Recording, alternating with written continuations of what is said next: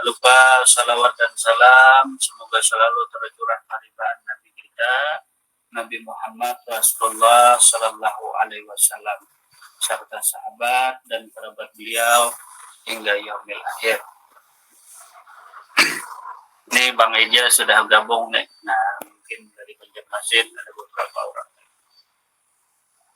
Bismillahirrahmanirrahim. Adapun malam hari ini, pada kesempatan malam hari ini kembali kita melanjut pengkajian tentang kitab Qadarun Nafis dari Tuan Syekh Muhammad Nafis bin Idris. Ini masih dalam bab yang pertama.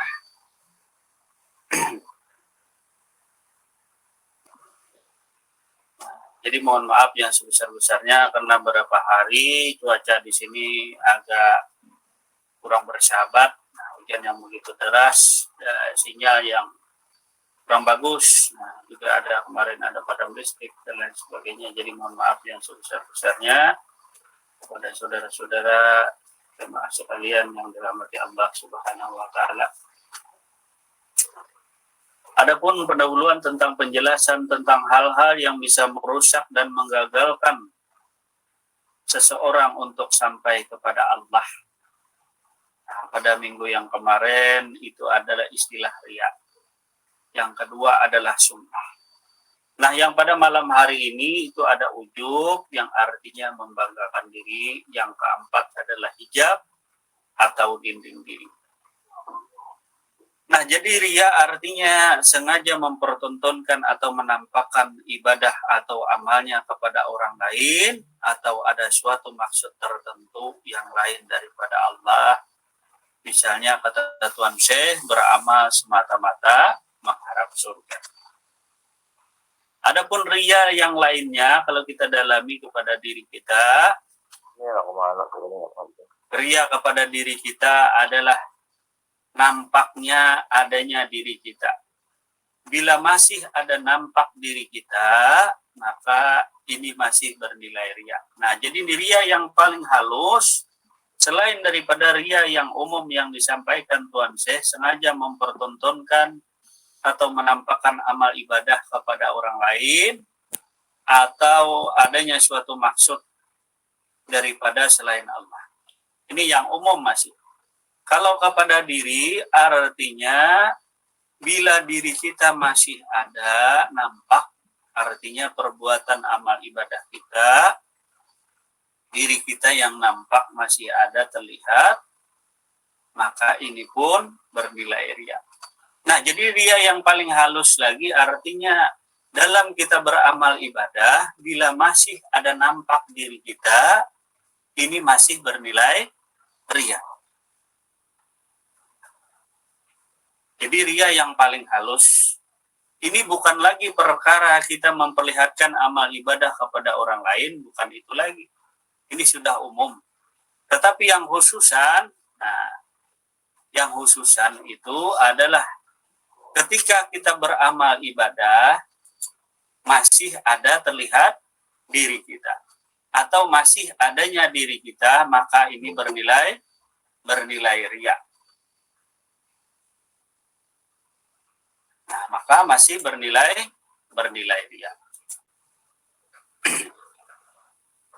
Kemudian yang kedua, sum'ah artinya memperdengar-dengarkan, sengaja menceritakan tentang amal ibadahnya kepada orang lain, bahwa dia beramal dengan ikhlas karena Allah dengan suatu maksud, agar orang lain memberi pujian dan sanjungan kepadanya. Artinya memperdengarkan.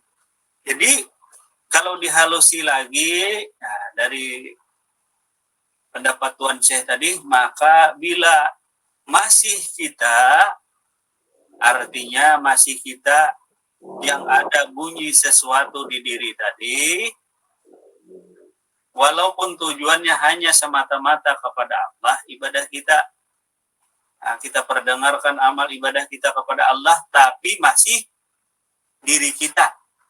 Ini pun masih bernilai sum'ah. Kalau yang pertama tadi, riyanya, kita beramal ibadah kepada Allah, sudah kita tujukan amal ibadah kita hanya semata-mata, hanya untuk Allah. Jadi tidak ditampakkan, dipertontonkan kepada yang lain, tetapi kita tujukan kepada Allah, ini pun masih bernilai riya. Nah, cuma rianya halus. Maka dari itulah kita halusi lagi tadi. Nah, kita halusi lagi pahaman daripada Tuan Syekh tadi, maka jangan sampai terlihat adanya diri dalam beramal ibadah.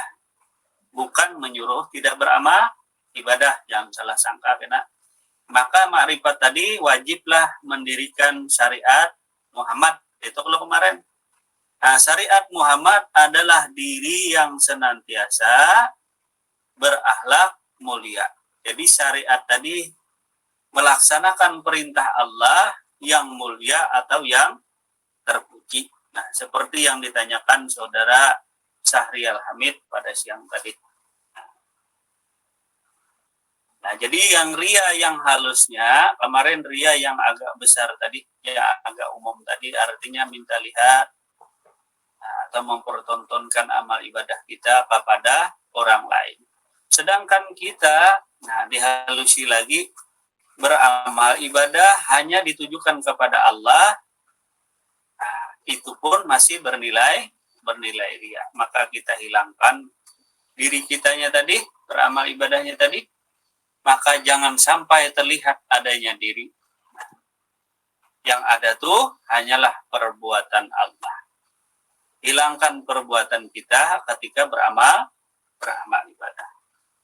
Nah, ini nanti berhubungan dengan tauhidul af'al pada bab yang kedua.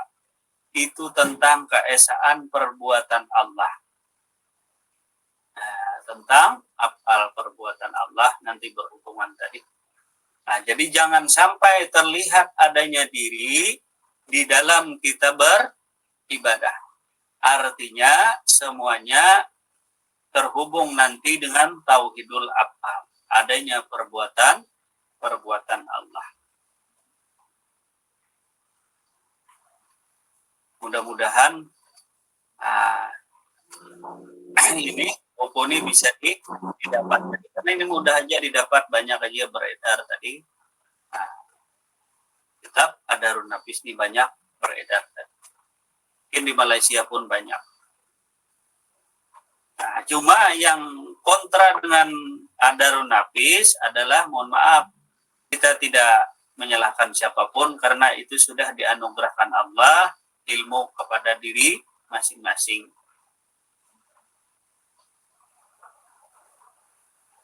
Kemudian berlanjut pada malam hari ini, itu ujub.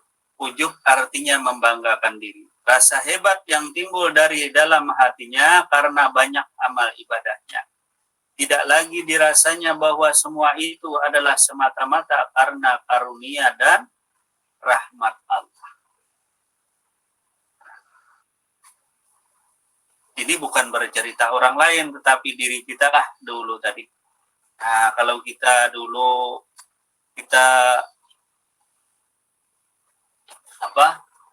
anak sholat lebih banyak daripada orang lain, bahkan guru kita mengajarkan dulu, ada orang keluar guru kita tadi, nah, sholat berjamaah tadi harus sholat 5 waktu harus selalu berjamaah.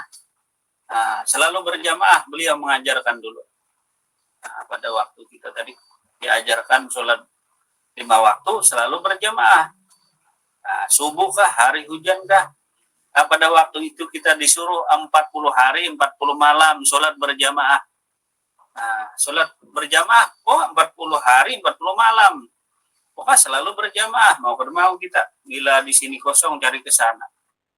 Pas waktu itu terjadi subuh, ini biasanya kan subuh cuma 2 orang, 3 orang lah dengan teman kita. Kebetulan teman juga malas karena harinya hujan. Nah, kebetulan kita terikat janji dengan guru kita tadi, disuruh guru kita sholat berjamaah itu selama 40 hari, 40 malam tadi, sholat berjamaah. Kebetulan harinya hujan, nah, yang tak biasa ajan, terpaksa kita ajan, karena tak ada orang. Nah, kita nunggu subuh. Kalau di kota besar mungkin subuh banyak orangnya. Kalau di kampung-kampung, mohon maaf, di tempat kita dulu paling ada 3 orang, 2 orang. Kalau datang guru agama kita yang ngajarkan itu mungkin beliau datang. Itu perjalanan dulu tadi. Jadi 40 hari, 40 malam. Kata guru kita, semoga engkau berjumpa dengan Allah Subhanahu wa Ta'ala. Sholatlah berjamaah tadi 40 hari, 40 malam. Jadi kemana-mana ngejar orang berjamaah dulu. Ngejar orang berjamaah. Itulah diri kita merasa bangga diri tadi. Merasa bangga diri. Bahkan kita pernah sholat itu yang hampir waktunya tidak terbatas. Jadi kalau malam dari habis maghrib mungkin sampai subuh, salat sunat dan lain sebagainya. Itu pun dilaksanakan hampir 40 hari, 40 malam. Mutar kepala kita, mutar. Tak juga ketemu dengan Allah. Mungkin kita yang salah memahami, salah mengerti tadi. Salah memahami, salah mengerti daripada yang diajarkan oleh guru kita tadi. Kalau sholat tadi, itulah membanggakan diri kepada diri kita. Artinya kita banyak beramal ibadah daripada orang lain. Ini pengalaman kita pribadi, bukan pengalaman orang. Kalau mau sholat biasanya kita di depan, paling duluan. Paling duluan datangnya. Itu pengalaman pribadi kita tadi. Bayangkan sholat yang hampir dari maghrib sampai subuh tak ada tidur. Ya sholat dan lain sebagainya tadi. Itulah mungkin Allah belum berkenan memperlihatkan dirinya. Belum memperkenalkan dirinya. Karena waktu itu dulu kita beramal ibadah memang dia rajin. Cuma tak mengenal Allah Subhanahu wa Ta'ala. Kurang begitu enak rasanya tadi. Kalau bangga diri ada. Terus terang kita dulu pada masa itu berbangga diri sekali. Kuat sekali amal ibadah kita. Mungkin orang lain tak ada yang seperti kita, yang rajinnya. Mungkin sulitlah yang ditemukan. Inilah kesombongan diri, merasa ujub, merasa bangga diri. Karena kita tak pernah diajarkan dulu ilmu tauhid, atau ilmu sifat 20 kata orang banyak, tak pernah belajar. Belajar ya belajar, kalau sekolah SMA, SMP diajarkan sifat 20 cuma umum. Pertama wujud, kidam, baka, muhalafatul, cuma itu jadi hafalan. Tak mengerti kita arti wujud Allah, mana itu wujud Allah. Yang dinyatakan guru adalah bahru alam semesta tadi adalah wujud Allah. Itulah kenyataan kepada diri kita tadi. Kita sering berbangga diri. Itu pengalaman pribadi tadi. Kalau perlu kita yang ajan duluan, ya bagus memang. Kita sering ajan dan lain sebagainya. Kita yang duluan, ya bagus. Cuma masalahnya, inilah yang menyebabkan diri kita merasa berbangga diri. Berbangga diri. Lantaran amal ibadah tadi, hebat sendiri timbul dalam diri atau hati yang banyak amal ibadahnya. Bahkan guru kita tadi mengajarkan bahwa jangan batal wudu. Kalau wudu batal, berwudu lagi. Batal, berwudu lagi, ya bagus. Jadi pun banyak pengalaman yang didapat tadi. Jadi kalau wudu batal, berwudu lagi, dan lain sebagainya. Tapi itulah menyebabkan rasa ujub, rasa bangga diri, lantaran diri kita beramal ibadah tidak mengenal Allah Subhanahu wa Ta'ala. Kalau guru kita tadi dari orang keluar itu, beliau tidak pernah mimpi perempuan. Bayangkan beliau sampai kuliah itu tidak pernah mimpi perempuan, apalagi mandi junub, beliau tak pernah. Beliau dulu lulusan YAN dulu yang ngajar kita waktu sekolah. Beliau tak pernah mimpi perempuan saja tidak pernah. Kalau kita sering mungkin. Kalau beliau tak pernah mimpi seorang perempuan. Kalau ketemu perempuan takut. Nah, jadi beliau itu kalau ketemu perempuan takut. Itulah ada kelebihan daripada diri beliau ini tadi. Walaupun beliau membina syariat kepada diri kita tadi, tetapi begitu manfaatnya begitu besar. Tapi lantaran diri kita tidak mengenal Allah Subhanahu wa Ta'ala, kita dibina tentang ilmu-ilmu ibadah dan lain sebagainya yang diajarkan beliau tadi. Tetapi karena diri tak mengenal Allah Subhanahu wa Ta'ala, maka ini menimbulkan sifat riya, sifat ujub, sifat sum'ah, minta dengar orang lain, minta lihat orang lain, atau membanggakan diri. Begitu juga dalam ilmu ma'rifatullah, ujub ini membanggakan diri.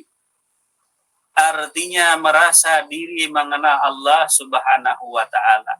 Artinya kita ini merasa mengenal Allah, ini pun sudah namanya ujub.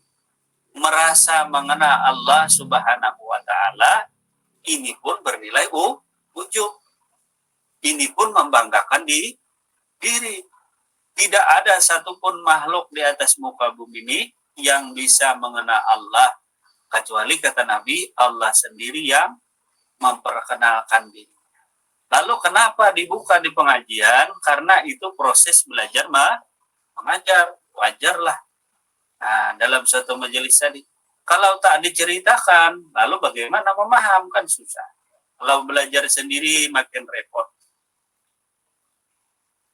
Jadi yang membanggakan diri ini adanya perasaan hati kita atau di pikiran kita seolah-olah kitalah yang dapat mengenal Allah Subhanahu wa Ta'ala. Yang dapat mengenal Allah Subhanahu wa Ta'ala diri kita. Nah, inilah yang membanggakan. Inilah ujub.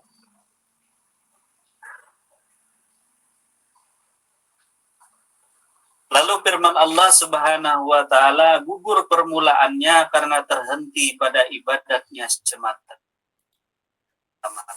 Jadi gugur permulaan karena terhenti pada ibadatnya semata-mata. Jadi gugur semuanya karena sifat membanggakan diri atau ujub tadi. Ujub. Lalu bagaimana supaya tidak ujub tadi?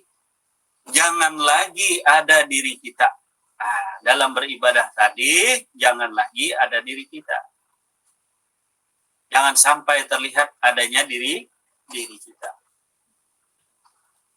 Jangan sampai ada diri kita yang merasa tadi.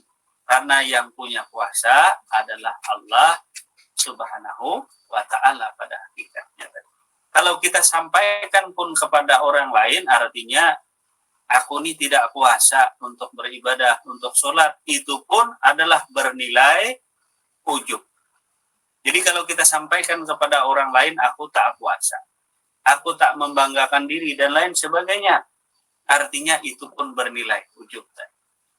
Nah, karena kemampuan kita mengucapkan tidak ujub, berarti kita tergolong ujub tadi.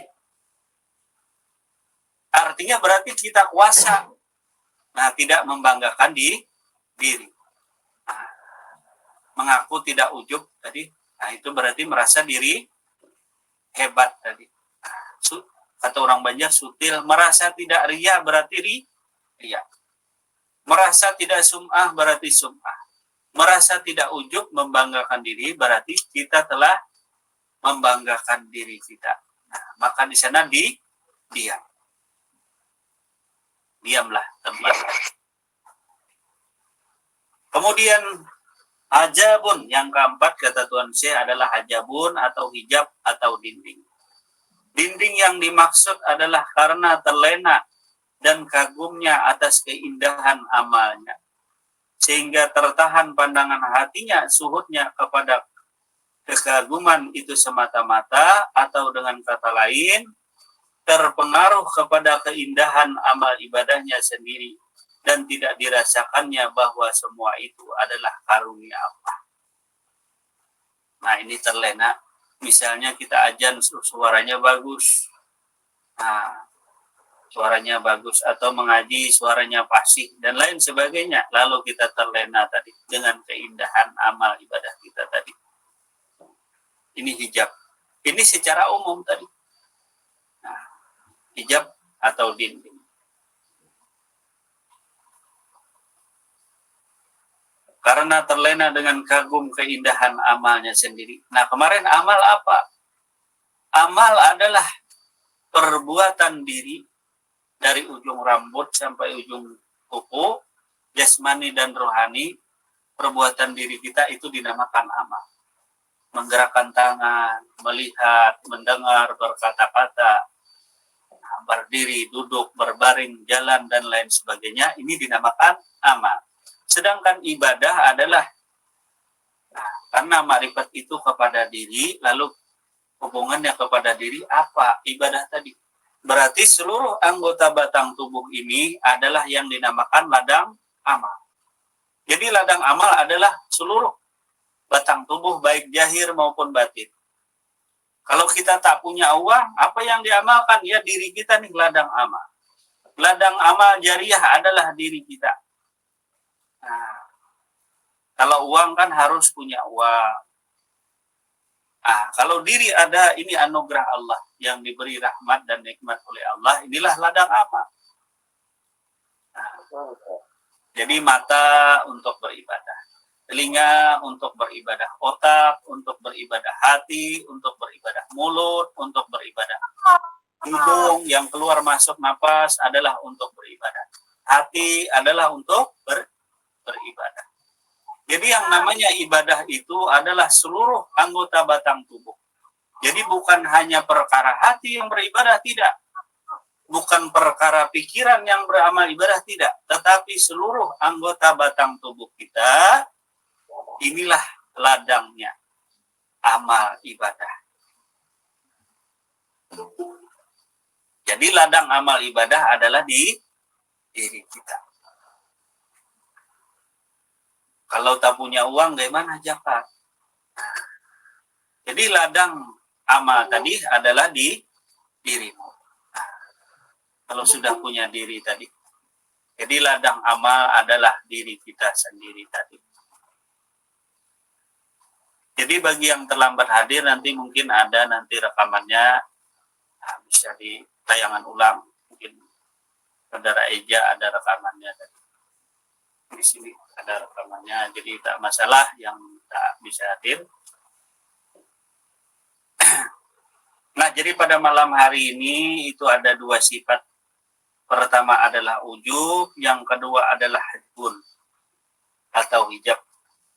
Nah, jadi dinding ini yang dimaksud karena terlena kagumnya atas keindahan amal.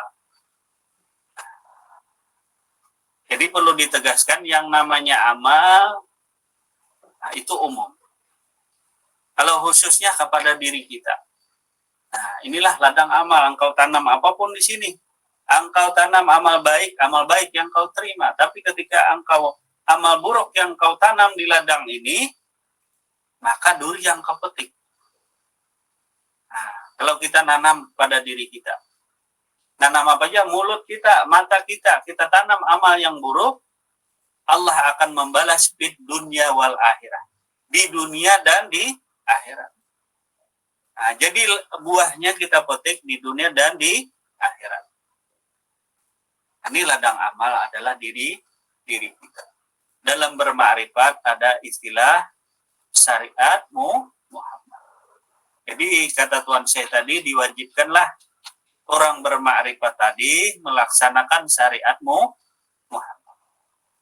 Syariat itu aturan Tuhan, perintah Allah Subhanahu wa Ta'ala. Sedangkan Muhammad itu artinya perintah yang mulia atau terpuji. Jadi syariat Muhammad adalah syariat yang mulia. Itu syariat yang mulia atau syariat yang terpuji. Nah, jadi amalnya adalah, ladang amal adalah diri kita. Jangan mikirkan yang lain-lain, ladang amal. Ladang amal adalah di dirimu. Dan yang beramal jangan cuma perkara hati atau mulut saja atau pikiran. Kadang-kadang kita beramal cuma pikiran dan hati. Tapi tidak, seluruh batang tubuh dari bulu, kulit, darah, daging, urat, otak, tulang, sumsum ini semuanya adalah ladang amal. Semuanya adalah alat untuk beramal kepada Allah Subhanahu wa Ta'ala. Jadi perintah Allah itu kepada seluruh batang tubuh. Bukan Allah memerintahkan kepada hati saja, tidak. Tetapi seluruh batang tubuh. Jangan beramal ibadah cuma perkara hati saja. Artinya ibadah rohani yang diutamakan, tetapi ibadah zahir tidak. Hatimu mengata Allah, tapi tanganmu tidak. Pikiranmu mengingat Allah dan hatimu mengingat Allah, tapi kaki dan lainnya tidak mengingat Allah. Mata, telinga, mulut, dan lain sebagainya. Tidak beramal ibadah kepada Allah Subhanahu wa Ta'ala. Maka bukalah dinding hijab ini. Jadi seluruhnya beramal. Yang menjadi dinding hijab dirimu dengan Allah Subhanahu wa Ta'ala, yang pertama tadi adalah riya, adanya diri kita. Ini riya yang paling halus. Dalam beramal ibadah masih nampak diri kita. Nah, kalau kita minta lihat orang lain itu kan sudah wajar, itu dinamakan riya. Kalau kita halusi lagi, riya ini adalah masih ada nampaknya diri kita dalam beramal ibadah. Masih kelihatan diri kita dalam beramal ibadah. Maka hilangkanlah dirimu tadi. Hilangkan dirimu dalam beramal ibadah. Dan pada hakikatnya yang beramal ibadah itu adalah kuasa dan kehendaknya Allah Subhanahu wa Ta'ala. Jadi ada hijab, ada dinding. Adapun hijab-hijab itu, kita buka lagi kitabnya dari Jalaluddin Rumi. Ini ada halaman 85. Itu tentang selubung-selubung Tuhan. Dan kitab daripada Al-Hikam Ibnu Abdillah Askandariyah. Itu halaman 28 tentang wujud Allah itu jelas tidak terhalangi sesuatu.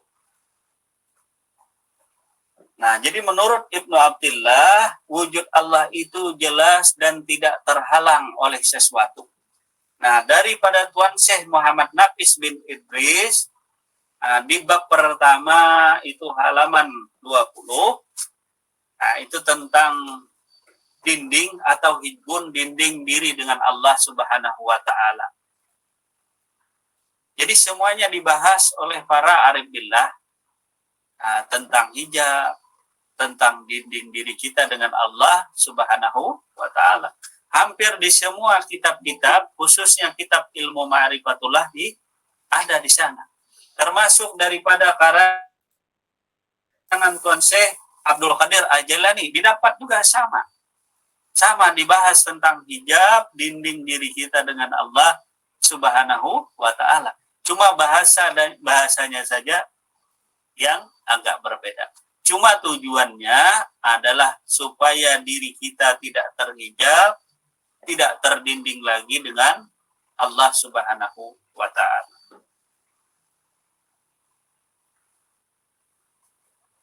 Tuhan menciptakan hijab-hijab itu untuk tujuan baik.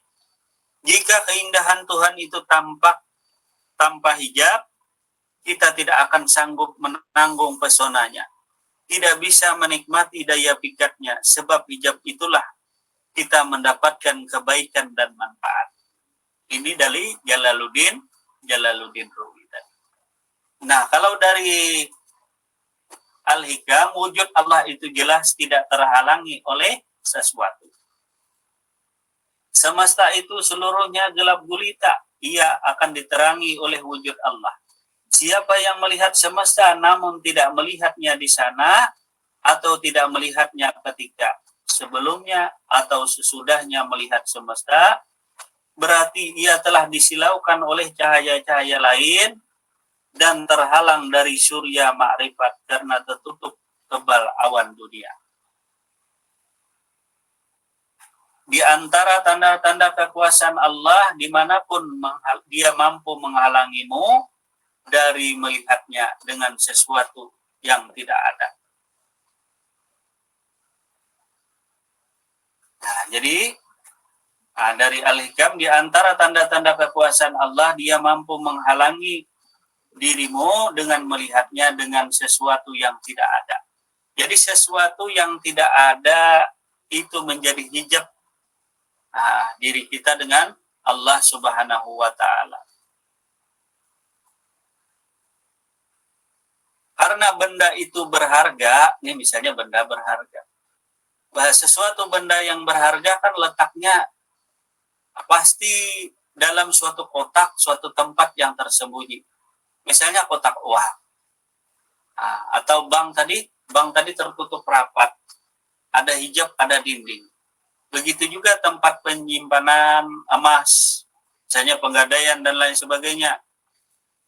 Apa istilah tuh? Kayak kotak yang besar tuh, apa tuh namanya? Yang pakai putaran tuh. Itu hijab. Apa tuh loker, apa itu namanya? Brankas, Bas. Iya, brankas. Nah, nyambat brankasnya susah. Nah, brankas itu tempat nyimpan uang, tempat nyimpan emas, dan lain sebagainya. Itu tempatnya tertutup. Karena benda berharga. Jadi benda berharga itu tertutup. Kalau yang di luar, yang murah pasir, banyak. Nah, kalau yang di luar, makanya hijab itu, dinding itu sangat bermanfaat bagi diri kita. Nah, kalau kita hendak melihat Allah secara langsung, tak sanggup mata kita. Laksana melihat matahari secara langsung, mungkin kita akan terbakar. Tak ada sanggup makhluk melihat matahari secara langsung. Bukan Allah Ta'ala matahari, bukanlah. Tapi ini Maha Suci Allah dengan perumpamaan segala sesuatu. Apa kemarin yang dinamakan Allah? Yang dinamakan Allah adalah Alif, Lam, Ha. Allah. Alif, Lam, Ha. Alif, Lam awal, Lam akhir, dan huruf Ha. Ada huruf tasdid, ada huruf sukun tadi. Itulah Allah.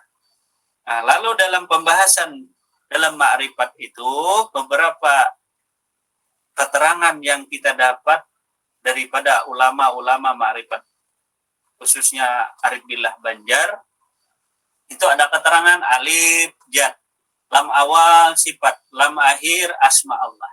Huruf H-nya adalah af'al Allah.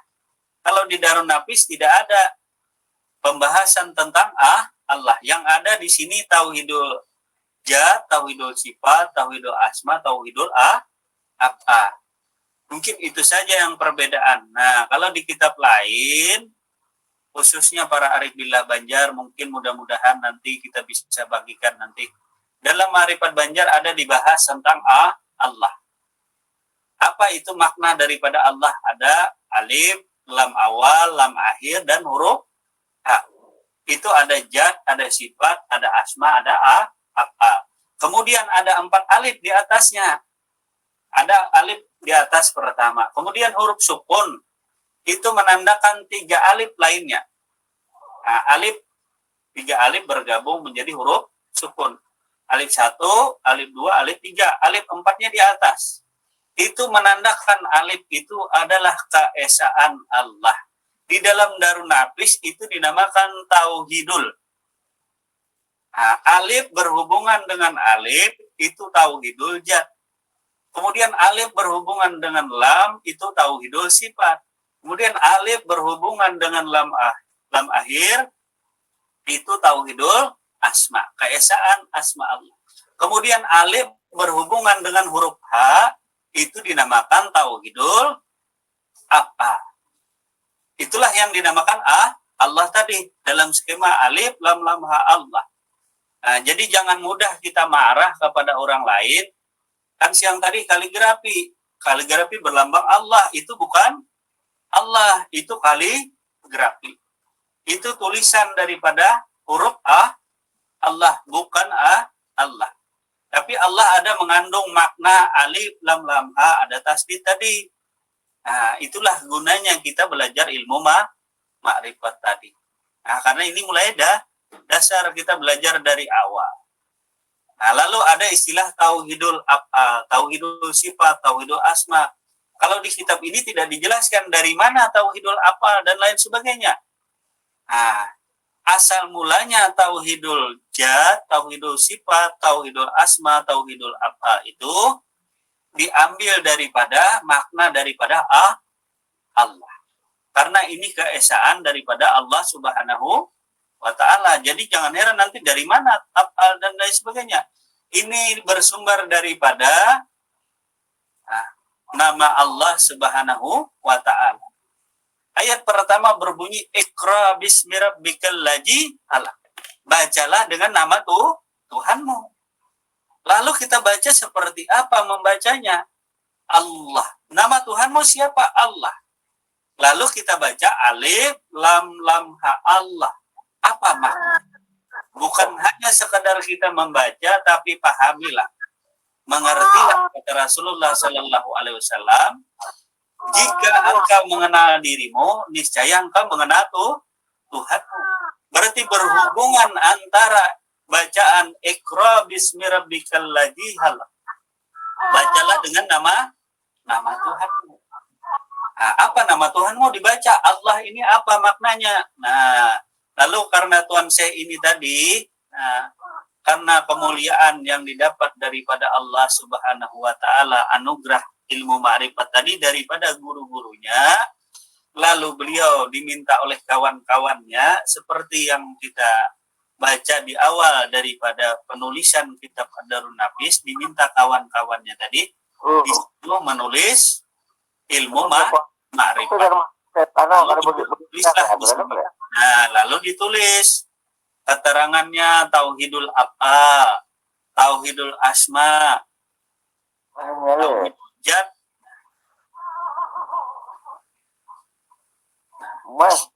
Begitu juga dengan kitab-kitab lain, nukilan-nukilan kitab lain, nukilan kitab-kitab lain di Banjarmasin pun sama. Mudah-mudahan nukilan-nukilan yang lain bisa kita bagikan daripada keterangan Tuan Guru Jainal Ilmi. Itu adalah guru daripada pengubah bahasa Melayu ke bahasa Indonesia ini. Jadi guru beliau, salah satu Tuan Guru daripada Dr. Kiai Haji Hadrani HN ini, guru beliau adalah Tuan Guru yang mulia tadi, Tuan Guru yang mulia Jainal Ilmi. Nah, itu ada keterangan beliau. Jadi keterangan beliau itu tulisan tangan beliau sendiri, ilmu marifatnya, ilmu ketuhanannya. Nah, jadi guru beliau, salah satunya yang beliau ungkap di kitab Qadarun Nafis ini, guru beliau yang beliau muliakan sekali adalah Tuan Guru Kiai Haji Jainal Ilmi yang makamnya di Martapura. Nah, di Kelampaian Martapura, disitulah makam beliau tadi. Jadi nanti mungkin malam besok, nah itu adalah bab yang kedua adalah tauhidul af'al, supaya kita mengerti dan tahu dari mana dasarnya. Nah, itu diambil daripada ayat yang berbunyi Iqra bismi rabbikal ladzi khalaq. Bacalah dengan nama Tuhanmu. Kita sering membaca ayat ini. Apa maknanya? Lalu kita bacalah Allah. Nah, lalu berbunyi Allah. Lalu kita maknanya daripada Allah ini begitu dalam dan luas. Hanyalah Allah sendiri yang memperkenalkan dirinya. Jadi membaca segala sesuatu itu, menurut firman Allah ini, bacalah dengan namaku. Bacalah dengan nama Allah segala sesuatu yang terjadi di alam semesta ini. Bacalah dengan membaca nama Allah. Kalau kita secara umum mungkin kita baca cukup Allah. Allah melihat segala sesuatu, baca Allah. Melihat pepohonan, baca Allah. Melihat laut, baca Allah. Melihat apapun perbuatan di atas muka bumi ini, kita baca Allah. Baik kita gerak dan diam, kita baca Allah. Itu makna secara umum. Tapi secara khusus lalu kita dalamilah makna daripada Allah ini. Makna daripada kalimah Allah, kalimah nama Tuhanmu tadi. Ada di sana alif, lam, ha, Allah. Ada huruf tasdid, ada huruf sukun tadi. Jadi alif bertemu alif, lam berjumpa alif, lam akhir berjumpa alif, dan huruf ha berjumpa dengan huruf alif. Inilah tauhidul zat, tauhidul sifat, tauhidul asma, dan tauhidul af'al. Inilah nanti yang dibahas dalam kitab Adarun Nafis ini tadi. Nah, masalah hijab tadi, dinding kita dengan Allah Subhanahu wa Ta'ala, diletakkan Tuan Syekh pada bagian yang keempat. Walaupun penyakit-penyakit syirik kopi tadi banyak tadi, cuma secara garis besar, syirik kopi tadi yang pertama adalah ria. Ria yang paling halus dari halus yang lainnya, selain menampakkan amal ibadah kita, adalah adanya diri kita. Masih adanya diri kita terlihat di dalam beramal ibadah. Artinya sekecil apapun masih pengakuan diri kita dalam beramal ibadah tadi masih nampak. Walaupun amal ibadah tadi kita tidak perlihatkan kepada orang lain, tapi kita perlihatkan kepada Allah, maka ini pun bernilai ria. Karena masih ada di diri kita yang mampu memperlihatkan amal ibadah kepada Allah Subhanahu wa Ta'ala. Maka diri kita bersifat la haula wala quwata illa billah. Wala qadirun, wala muridun, wala samiun, wala hayun, wala basirun, wala mutakal. Sesungguhnya diriku, kata Muhammad tadi, adalah tidak kuasa, tidak berkehendak, tidak hidup, tidak melihat, tidak mendengar, tidak berkata-kata. Atau yang sering kita sebut, sering kita ucapkan adalah la haula wala quwata illa billahil aliyyil azim. Sering kita mengucapkan kata demikian. Tetapi maknanya belum kita temukan kepada diri. Jadi dalam beramal ibadah, sebelum beramal ibadah, kita biasanya disunatkan membaca la haula wala quwata illa billahil aliyyil azim. Kan sering begitu ucap. Disuruh dulu sebelum memulai segala sesuatu, misalnya dibaca dulu la haula wala quwata illa billahil aliyyil azim. Padahal makna itu begitu dalam. Sebelum kita memulai ibadah segala sesuatu ibadah, baik sholat dan lainnya, biasanya kita disunatkan, disuruh membaca la haula wala quwata illa billahil aliyyil azim. Yang mana itu tujuannya sangat besar kepada diri kita. Itu menghilangkan ujub, menghilangkan ria, menghilangkan dinding hijab yang membatasi diri kita dengan Allah Subhanahu wa Ta'ala. Padahal makna bacaan daripada itu sangat penting gunanya. Tetapi kita kadang-kadang istilah makan belum merasa. Artinya belum memahami dengan sebetul-betulnya yang namanya la haula wala quwata illa billahil aliyyil azim. Tiada kuasa. Tiada kuasa, tiada berkehendak, tiada hidup. Hidup itu segala-galanya tadi. Hidup itu kumpulan dari beberapa sifat Allah, itu dinamakan hidup atau hayat. Jadi yang namanya hayat itu termasuk kudrat, termasuk iradat, termasuk melihat, termasuk mendengar, termasuk berkata-kata, termasuk berkehendak. Itulah hayat, itulah hidup. Nah, untuk menghindari ria, maka disunatkan biasanya kita sebelum melakukan amal ibadah disuruh membaca la haula wala quwata illa billahil aliyyil azim. Artinya sesungguhnya diriku ini tidak kuasa, tidak berkehendak, tidak hidup. Berarti siapa yang ada? Lillahi ta'ala. Ketika kita hendak melakukan sesuatu, apa niatnya? Karena Allah. Sahaja pun sholat maghrib 3 rakaat, menghadap kiblat karena Allah. Karena Allahnya inilah yang ditekankan oleh para ulama, karena Allah. Nah, ada karena Allah. Sengaja saja aku sholat karena Allah. Nah, karena Allahnya inilah yang memberikan kodrat iradat. Yang ada karena Allahnya inilah yang ditekankan, yang begitu pentingnya di dalam niat sholat tidak bisa diubah-ubah. Tidak ada ditinggal-tinggal karena Allahnya. Yang pertama tadi disuruh membaca la haula wala quwata illa billah.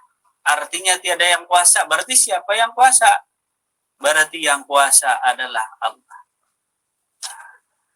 Wala muridun, tiada yang berkehendak kecuali Allah. Wala hayun, tiada yang hidup kecuali Allah yang hidup. Nah, bisa kan membedakan yang mana yang hidup, yang mati. Nah, kalau kada bisa membedakan, mati dulu.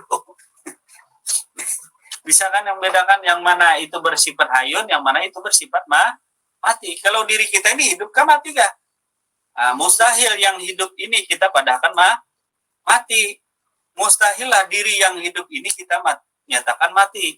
Mustahillah diri yang kuasa ini kita nyatakan tidak kuasa. Kan membodohi diri sendiri. Ini kan kuasa, mengangkat tangan, kuasa. Nah, ini kuasa melihat, kuasa mendengar. Kuasa melihat, kuasa mendengar, kuasa berkata-kata. Ya. Salam. Lalu supaya lebih diri tadi memahami tentang makna beribadah dan lain sebagainya tadi. Supaya ibadah kita tadi tidak bernilai ujub, tidak bernilai riya, tidak terdinding lagi dengan Allah Subhanahu wa ta'ala. Lalu siapakah yang kuasa tadi? Bisakah kita menutup mata bahwa kita tak kuasa mengangkat tangan? Tidak bisa. Masih terlihat diri ini mengangkat tangan. Lalu siapakah ini tadi?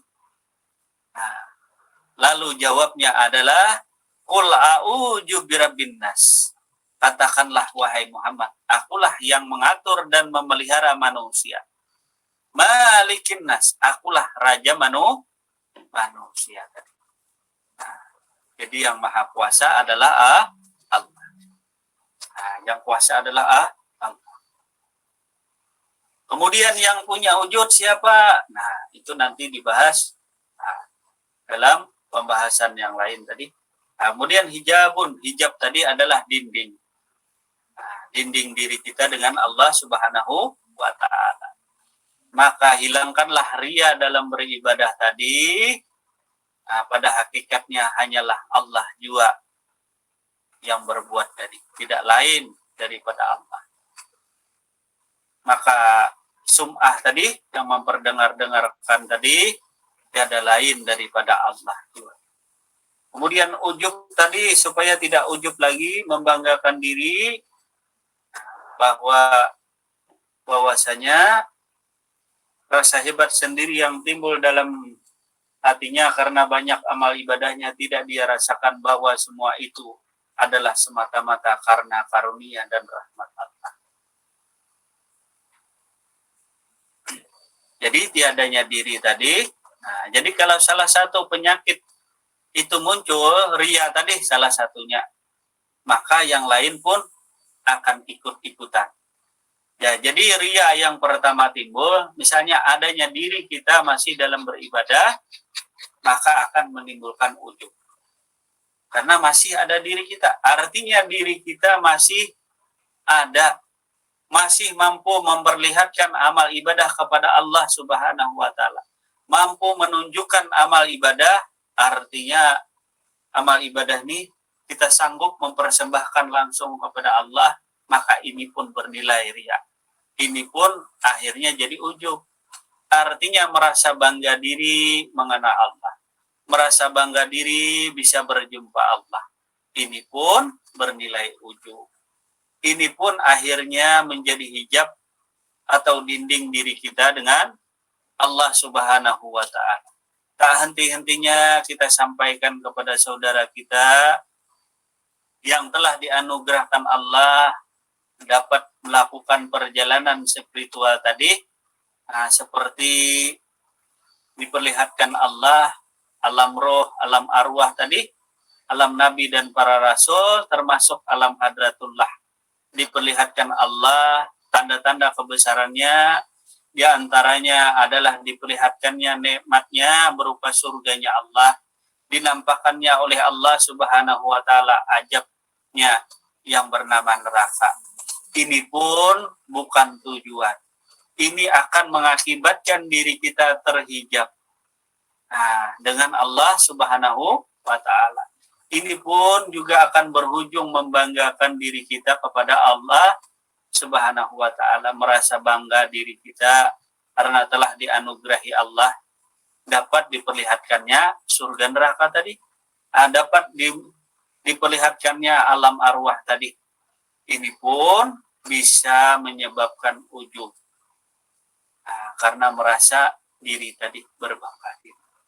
Maka itu bukan tujuan tadi. Jadi bagi jamaah tadi, bagi jamaah tadi, maka perjalanan rohani yang dianugerahkan Allah kepada dirimu itu janganlah sampai menjadi dinding, menjadi hijab dirimu dengan Allah Subhanahu wa taala, karena nanti bisa membanggakan diri. Bukannya tak bisa orang berma'rifatullah tadi, karena orang yang dekat dengan Allah diperlihatkannya segala tanda-tanda kekuasaan Allah Subhanahu wa ta'ala tadi. Mungkin ini di luar logika orang lain tadi. Mungkin ini di luar nalar orang lain. Jadi perjalanan rohani berbeda dengan perjalanan jasmani. Kalau perjalanan jasmani mungkin kita ke Jawa sana atau ke Sumatera, mungkin naik pesawat, naik kapal. Kalau perjalanan rohani tidak menggunakan hal yang demikian, karena yang berjalan adalah rohani, bukan jasmani. Tetapi perjalanan yang sempurna adalah perjalanan jasmani dan rohani.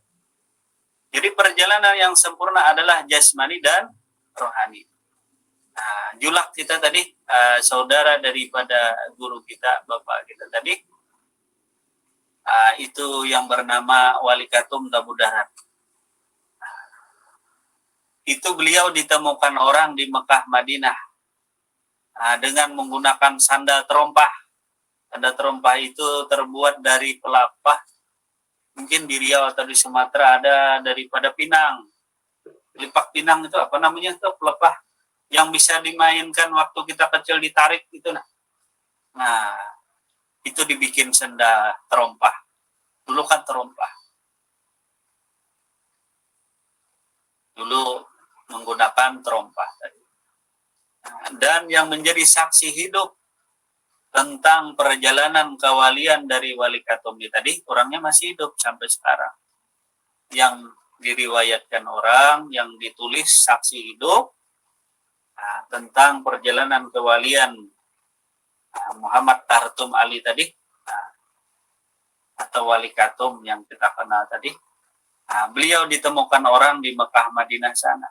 Tetapi kenyataannya, walaupun fakta berbicara sandal-sandal beliau, ini kan beliau menggunakan anduk. Temu orang, anduk itu terbuat dari apa? Namanya itu lanjung. Lanjung. Tahu kan lanjung? Orang Banjar ngertilah lanjung. Kalau orang Jawa mungkin alat yang dianyam itu untuk ditaruh di belakang, untuk menaruh kayu dan lain sebagainya. Jadi abang kita itu rasanya 1 bulanan lah lebih dia bersama beliau. Pesan dari Bapak Guru tadi, kemanapun beliau pergi, ikuti. Apapun yang beliau laksanakan, perhatikan. Lihat dengan seksama. Bahkan beliau tidur pun dijaga. Diperhatikan terus. Jadi sampai-sampai terjadi geger. Kalau tidak salah, orang yang berjumpa dengan beliau itu di Mekah Madinah itu, kalau bukan orang kandangan, orang Berabai yang ketemu tadi. Katanya, Pak Kecil, kenapa sampean Nah, kadang naik haji sama-sama. Nah, katanya aku malu, aku orang tak punya. Nah, jadi aku berangkat sendirilah, kata beliau tadi. Jadi beliau berkenalan di mana? Pondokku di sana, di Tabu Darat. Arah ke Brabayan, mungkin orang Kalsel tahu lah. Jadi sejarah singkatnya tadi. Jadi singkat cerita, sandal beliau diambil orang satu. Sandal diambil satu, satunya dimasukkan ke Lanjung, satunya dibawa pulang ke Banjarmasin. Nah, setelah pulang haji, lalu ditemuilah ke pondok beliau di Tabu Darat di kampung arah ke Brabai sini tadi. Beliau bawa orang Banjar tadi datang. Tanya, ketemulah rumahnya di ujung, rumah beliau di ujung. Nah, pondok tadi. Kalau sekarang kan jadi bangunan rumah. Nah, dulu pondok. Nah, setelah diteliti tadi, dicocokkan, katanya abang kita tadi penerima tamu duduk bersama beliau. Katanya saya ketemu dengan beliau ini naik haji di Mekah. Abang saya protes. Tidak pernah beliau ini pergi ke Mekah. Saya ini saksinya. Hampir kemanapun beliau pergi saya ikut. 1 bulanan ini saya bersama dengan beliau. Kemanapun beliau berada, mau kerja apapun saya ikut. Nah, Anda berbohong katanya. Kata orang haji tadi, kami ada bawa barang bukti, ini tadi sendal. Satunya kami taruh di Lanjung, alat seperti itu, dari anyaman, untuk bawa kayu dan lain sebagainya. Anduk atau lanjung kecil tadi. Kata abang kita tadi, tuh andunya di luar, tuh di teras rumah. Dilihat memang ada. Coba periksa di sana. Nah, abang saya sendiri yang memeriksa, dia lihat di dalam tadi. Memang sandalnya ada satu di dalam. Kanan kiri dipasang sama. Protes abang kita. Kan 24 jam, hampir sebulan lebih dia tunggu. Pamannya ini tadi, tak pernah kemana-mana. Ke Mekah pun tak pernah. Orang ini bohong. Nah, jadi abang kita tak bisa lagi mengelak. Jadi, paman beliau tadi, Wali Katum tadi cuma tersenyum. Beliau cuma tersenyum. Beliau pun tidak mengiyakan bahwa beliau pernah ke Mekah. Dia tidak ngaku. Saya katanya di rumah bersama anak ini. Saya tak pernah kemana-mana. Pada waktu di Mekah, beliau ngaku. Nah, rumah saya di sana, di Tabu Darat. Setelah ketemu di sana, faktanya benar. Nah, faktanya benar, sandalnya iya. Dicunting pun, dengan potongan kain, dicunting kapur itu pun iya. Tapi beliau tidak mengakui. Karena itu perjalanan rohani. Nah, jadi beliau mengajarkan bahwa perjalanan rohani tidak bisa diceritakan kepada orang lain. Karena itu perjalanan rohani. Dan itu menjadi salah satu catatan daripada sinali-nali, catatan daripada wali-wali orang Banjar tadi. Jadi abang kita tadi yang namanya Anang tadi marah-marah. Beliau tidak bisa terima. Lalu ditendangnya lah bakul tadi, tempat sandal tadi ditendang oleh beliau. Ditendang, dilemparnya. Karena akal pikirnya sudah tak bisa lagi menerima. Kapan orang ini berangkat? Kan di luar logika, di luar akal. Nah, jadi cerita Wali Katum ini bisa saudara dapat itu di Google mungkin ada, di YouTube ada itu ceritanya. Cuma sebagian kecil. Kalau manakibnya mungkin ada secara garis besar. Nah, jadi manakib itu ditulis oleh saksi hidupnya tadi. Nah, dia pun masih ada. Nah, itulah sedikit tentang perjalanan rohani. Jangan sampai kita perjalanan rohani tadi menjadi dinding atau hijab diri kita dengan Allah Subhanahu wa Ta'ala. Kembali kepada kitab Ad-Darun Nafis tadi, atau hijab atau dinding. Dinding yang terbesar tadi yang membatasi dirimu dengan Allah Subhanahu wa Ta'ala dalam beramal ibadah adalah diri kita sendiri. Nah, kembali kepada surah An-Nas, ayat yang kedua tadi, Qul a'udzu birabbin nas, malikin nas. Ayat yang kedua adalah malikin nas. Kata Allah, aku adalah rajamu wahai manusia. Nah, An-Nas tadi mana nih manusia? Dari ujung rambut sampai ujung kuku. Jadi yang namanya manusia itu ada jahirnya, ada batin. Yang jadi raja di dirimu itulah bernama Allah. Bisalah kira-kira tuh, bisalah dipahami. Yang jadi raja di diri kita nih adalah Allah, malikin nas. Aku adalah raja manusia. Atau ayat pertama, Qul a'udzu birabbin nas. Akulah yang mengatur dan memelihara. Yang ngatur, misalnya disuruh duduk. Duduk, berdiri, jalan. Kalau kaligrafi bisa nggak memerintah diri kita? Kira-kira Bang Atar bisa tidak kaligrafi atau tulisan merintah diri kita? Bisa tidak?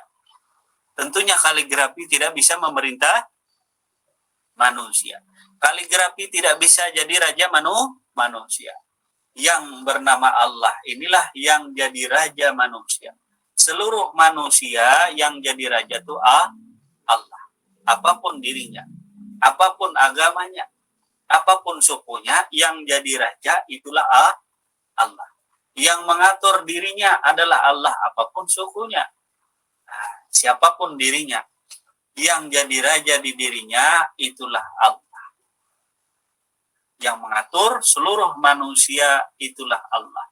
Qul a'udzu birabbin nas. Lalu orang Banjar ada istilah, aku anak behera, ini perintah raja.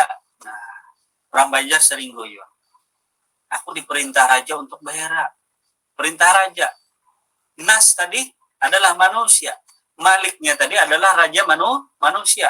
Lalu kata orang Banjar, aku diperintah raja untuk behera, untuk buang BAB, untuk buang air besar. Nah, yang memerintah tadi adalah ayat pertama itu yang mengatur, yang memelihara. Kemudian ayat yang kedua adalah yang jadi raja di diri kita. Yang jadi raja. Nah, maukah kita beraja hati? Tak mungkin kita mau beraja hati. Hati bisa busuk, hati bisa rusak. Janganlah engkau mempertuhankan hati. Atau mempertuhankan pikiran. Nah, pikiran kalau kita jatuh, naik sepeda motor, kebentur tembok, pas gigir otak. Mana lagi ada kekuatan akal pikir? Maka bukan akal pikir. Batang tubuh bisa rusak. Nah, ini bisa patah. Nah, keranjah, batu sedikit patah. Kaki bisa patah. Tentunya ini bukan Allah. Kalau wujud Allah benar, kalau kenyataan Allah benar. Nah, tetapi dalam surah An-Nas, akulah rajamu wahai manusia. Yang jadi raja di dirimu, itulah yang bernama Allah. Kalau kerajaan Allah benar diri kita tadi. Jadi kerajaan Allah itu di tubuh kita nih, seluruh batang tubuh. Nah, bukan Allah bertempat, tapi Allah memiliki seluruh tempat karena Dia sang raja. Nah, malikin nas, raja manusia. Nah, jadi Allah tadi raja manusia. Nah, bahkan di dalam surah Al-Baqarah, mohon dibuka nanti kalau salah, ayat 186 dinyatakan bahwa katakanlah wahai Muhammad, bila ada yang mencari aku tuh sangat dekat. Dalam surah An-Nas tadi apa? Aku tuh raja manusia. Aku yang memelihara manusia. Bisakah kita membuka dinding hijab tadi? Yang jadi raja di diri kita nih Allah. Kemudian yang mengatur kita, yang memelihara kita adalah Allah. Yang memelihara kita, yang ngasih obat. Bukan tangan Tuhan kita. Ngapain kalau tangan kita tinggal aja kalau ini jadi Tuhan? Berarti kan lebih hebat dari yang lain tadi. Yang mengatur dan memelihara itulah yang bernama Allah tadi. Yang jadi raja di diri kita itulah Allah. Yang maha berkehendak itulah Allah. Semoga hijab ini terbuka nantinya setelah kita belajar daripada kitab Qadarun Nafis ini. Terbuka dinding hijab kita dengan Allah Subhanahu wa Ta'ala. Karena yang namanya Allah tadi, Iqra bismi rabbikal ladzi khalaq. Bacalah dengan nama Tuhanmu. Apa nama Tuhanmu? Itulah Allah. Allah tadi ada jatnya, alif berjumpa alif, tauhidul jat. Alif berjumpa lam, tauhidul sifat. Alif berjumpa lam akhir, itu tauhidul asma. Artinya keesaan asma Allah.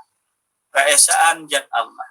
Keesaan sifat Allah. Keesaan asma Allah. Kemudian alif berjumpa dengan huruf A, itu tauhidul af'al atau keesaan perbuatan Allah. Nah, semoga malam besok insya Allah mudah-mudahan kita dapat kembali ke pengajian bab 2 tadi.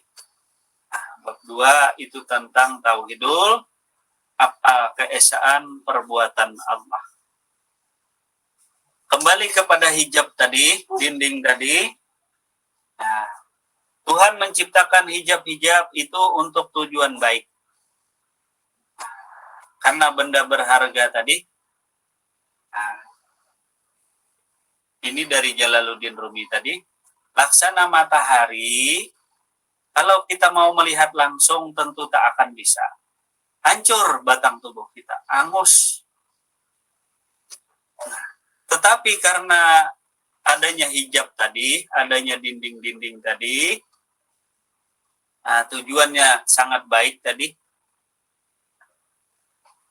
Jadi adanya hijab sehingga pepohonan karena adanya cahaya matahari ini terdapat terjadi namanya fotosintesis. Itu kan kalau kita belajar dulu ilmu apa biologi IPA. Nah, ilmu IPA tadi, adanya fotosintesis itu karena adanya proses bantuan daripada sinar matahari. Pepohonan tidak akan mungkin bisa berbunga tanpa adanya sinar matahari. Nah, jadi sinar matahari membantu adanya terjadinya proses fotosintesis tadi, sehingga pepohonan dapat menghasilkan bunga, menghasilkan buah. Kalau matahari langsung, tanpa ada dinding hijab tadi, mungkin tanpa ada awan dan lain sebagainya, langsung mataharinya, mungkin dunia ini akan terbakar. Begitu juga diri kita mungkin akan hangus tadi, karena sinar matahari. Sinar matahari saja begitu indah, begitu bagus, apalagi sang penciptanya tadi. Nah, begitu juga manusia tadi. Nah, manusia begitu pandainya tadi. Tetapi lebih pandai dan agungnya sang penciptanya. Lebih hebat dan lebih mulia lagi yang jadi raja di diri manusia. Nah, langit dan bumi beserta isinya, termasuk para iblis, setan dan lain sebagainya, gunung dan lain sebagainya, tidak bisa menanggung amanah Allah. Yang bisa menanggung amanah Allah Subhanahu wa Ta'ala adalah manusia. Manusialah yang menyanggupi amanah daripada Allah Subhanahu wa Ta'ala. Dan begitu mulianya manusia tadi, dimuliakan dari segala sesuatu tadi. Lebih mulia daripada malaikat, binatang, bangsa jin dan lain sebagainya. Manusia tadi lebih mulia. Karena manusia tadi dicipta Allah daripada rupanya. Nah, mohon maaf kita lupa ayatnya. Nah, itu Qur'annya silahkan saja dicari nanti. Nah, video yang telah lalu sudah ada di sana tadi. Jadi manusia itu saking mulianya karena dirinya dicipta daripada rupanya Allah Subhanahu wa Ta'ala. Apa sih yang Allah tadi? Lalu kita kembali. Yang namanya Allah tadi apa? Jangan bingung kita, jangan istilahnya bertuhan imajinasi. Jangan bertuhan hayalan, karena kita tak mengenal Allah. Nah, lalu dalam sholat menyembah Allah, mana itu Allah? Inilah gunanya ilmu ma'rifat tadi. Supaya jangan lagi berspekulasi menyembah Tuhan yang mana. Nah, sedikit kita kalau di tembok ada tulisan Allah, kita marah-marah dengan orang. Itu kan kaligrafi, itu tulisan. Nah, dan lain sebagainya tadi. Tentunya Tuhan kita bukanlah benda, bukan materi dan lain sebagainya tadi. Nah, jadi istilah bawang dikupas diri kita satu persatu. Nah, dikupas satu persatu sehingga terbuka dinding hijab dengan Allah Subhanahu wa Ta'ala. Supaya engkau dapat berjumpa dengan yang namanya adalah Malikin Nas. Supaya dirimu dapat mengenal akan rajamu. Dapat mengenal raja sekalian manusia. Itulah Allah Subhanahu wa Ta'ala. Malikin Nas. Raja manusia. Nah, jadi kalau Allah tadi, maka yang kita maksud Allah itu tadi adalah zatnya, ada sifatnya, ada asmanya, ada akalnya. Lalu ikra yang di sana tadi kita baca Allah. Supaya nyambung dengan kitab Ad-Darun Nafis tadi.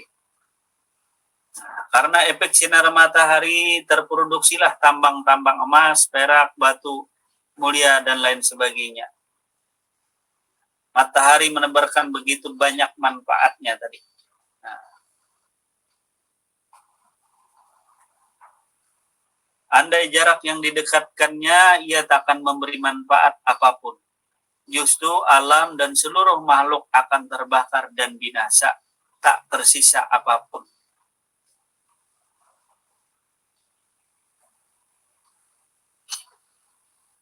Nah, jadi hijab itu adalah suatu keindahan, adalah nikmat daripada Allah juga. Jadi, barang siapa yang mengenal dirinya, niscaya akan mengenal Tuhannya. Kalau mengenal Tuhannya, maka binasalah wujud dirinya. Nah, jadi kalau Allah memperlihatkan dirinya, maka manusia tadi akan mati. Apa sih manusia tadi? Manusia ada tubuh, ada hati, ada nyawa, ada rohnya, ada akuan di dirinya. Jadi yang mati bagi manusia, pertama mati tubuh, kedua mati hatinya, ketiga mati nyawanya, yang keempat mati rohnya, yang kelima mati pengakuan di diri. Barang siapa yang mengenal Tuhannya, niscaya binasa di dirinya. Binasa itu artinya mati atau panah. Yang dipanakan manusia adalah pertama tubuhnya, kedua adalah hatinya, ketiga adalah nyawanya. Apa? Tubuh, hati, nyawa, rohnya, kemudian pengakuan dirinya. Nah, jadi 5 perkara inilah yang harus dimatikan, dipanahkan dulu sampai dirinya membuka hijab dindingnya dengan Allah. Karena bila berjumpa Allah, artinya Allah menampakkan dirinya, maka mati diri kita tadi. Nah, kalau jar Nabi Muhammad, kalau hendak berjumpa Allah, maka mati dirimu. Antal mautu aqablal mautu. Jadi mati sebelum mati. Jika engkau mati, maka berjumpa dengan Allah. Jadi kalau hendak berjumpa Allah, mati dulu di dirimu. Jika hendak ketemu Allah, maka matilah di dirimu. Nah, jika membuka dinding ini, hijab ini, maka manusia tadi akan mati. Nah, harta yang berharga tadi tentunya dalam peti, disimpan dalam gedung yang begitu rapat dindingnya. Nah, dijaga oleh penjaga tadi, ular dan lain sebagainya yang berbisa, temboknya tinggi. Jadi kalau anak masuk ke sana, melihat harta itu tadi, intan permata, maka engkau akan mati. Bila mati berjumpa dengan Allah Subhanahu wa Ta'ala. Nah, jadi barang siapa yang mati, maka dia akan berjumpa dengan Allah Subhanahu wa Ta'ala. Orang matilah yang hilang segala rianya. Orang matilah yang hilang ujubnya. Nah, jadi ria artinya akan hilang ketika diri manusia sudah ketika kita masih hidup, mungkin kita akan masih mengalami namanya ria. Yang namanya ujub, kalau kita masih hidup, mungkin ujubnya masih ada. Yang namanya sombong tadi, bila kita hidup masih, maka akan masih sifat ujub atau membanggakan diri tadi. Dan begitu juga, bila diri kita masih hidup, maka hijab atau dinding dengan Allah tadi, maka akan ada. Nah, kurang lebih seperti itu tadi.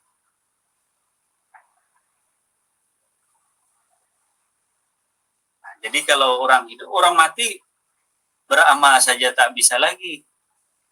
Nah, ya Kak Jenda, nah, orang namanya orang mati, nah, orang mati tadi, apalagi orang yang terkubur, nah, mana lagi terlihat akan ujub diri, mana lagi sifat sombongnya, mana lagi sifat takaburnya, mana lagi sifat sum'ahnya. Nah, kalau orang mati, tentunya maka hilanglah segala sifat-sifat buruk di dirinya tadi. Segala amalnya pun hilang. Dirinya pun hilang karena sudah mati tadi.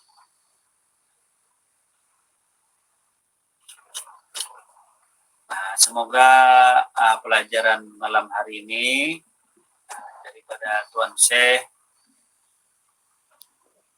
Muhammad Nafis bin Idris ini dapat kita pahami. Semoga bermanfaat, dapat menambah wawasan dan ilmu pengetahuan kita bersama. Sekiranya cukup sampai di sini dulu. Atas segala kehilapan dan kesalahannya, mohon maaf yang sebesar-besarnya, baik yang disengaja maupun yang tidak disengaja. Sekiranya cukup sampai di sini. Wabillahi taufiq wa hidayah. Wassalamualaikum warahmatullahi wabarakatuh. Waalaikumsalam warahmatullahi wabarakatuh.